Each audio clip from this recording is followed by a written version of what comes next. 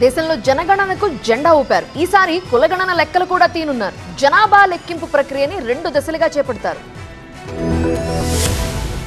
దేశంలో 15 ఏళ్ల తర్వాత జనగణన షురూ కానుంది. దీనికి సంబంధించి కేంద్ర హోంశాఖ గెజిట్ నోటిఫికేషన్ విడుదల చేసింది. ప్రతి రాష్ట్రంలోనూ 2 దశల్లో జనగణన చేపడతారు. కేంద్రపాలిత ప్రాంతాలైన లడక్, జమ్మూ కాశ్మీర్తో పాటు హిమాచల్ ప్రదేశ్, ఉత్తరాఖండ్ రాష్ట్రాల్లో 2026 అక్టోబర్ 1కి జనగణన ముగుస్తుంది. ఇక మిగిలిన రాష్ట్రాలు, కేంద్రపాలిత ప్రాంతాల్లో 2027 మార్చి 1 నాటికి జనగణను పూర్తి చేస్తారు. ఈసారి జనగణనతో పాటు కులగణన కూడా చేయనున్నారు. ఎస్సీ, ఎస్టీ, ఓబీసీ, ఓసీలతో పాటు అన్ని కుల సమూహాలను కవర్ చేసేలా కులగణన ఉంటుంది.